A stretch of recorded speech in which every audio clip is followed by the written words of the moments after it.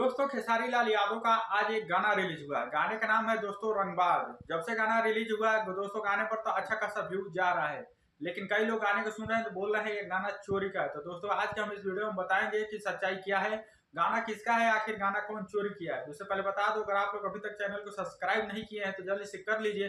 Video को like नहीं किया तो जल्दी इस वीडियो को लाइक कर दीजिए। दोस्तों आज पवन सिंह और खेसारी लाल यादव का दोनों का साथ में गाना रिलीज हुआ है, लेकिन टाइटल मिलता जुलता है। गाने का नाम है रंगबाज। टाइटल की वजह से लोगों का कहना है कि खेसारी लाल यादव ने गाना चुरा लिया है, लेकिन दोस्तों गाना चोरी का नहीं है। खेसारी लाल यादव लाइव आकर अपने वीडियो में बताया है कि मुझे लगा कुछ गड़बड़ होने वाला है, जिसकी वजह से पोस्टर और गाना बहुत जल्दी छोड़ना पड़ा है।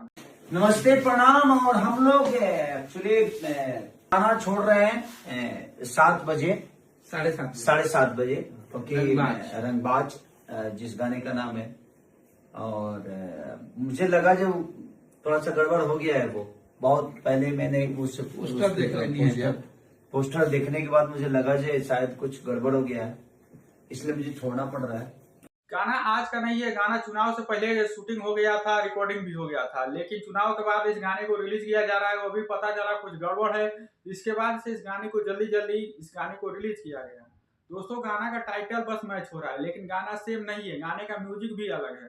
सारी और पवन फैंस का कहना है कि गाना चोरी का है, लेकिन दोस्तों गाना चोरी का है नहीं, क्योंकि अगर गाना चोरी का रहता तो गाने का जो म्यूजिक है वो भी मिलता जुलता रहता, गाना है वो भी मैच करता, केवल टाइटल मैच नहीं करता। तो दोस्तों गाना बिल्कुल अलग अलग है, गाना कोई चोरी नहीं किया है। दोस्तों आप लोगों को कौन सा गाना बेस्ट लगा आप लोग कमेंट बॉक्स में बता सकते हैं। चैनल को सब्सक्राइब नहीं किए हैं तो जल्दी से कर दीजिए।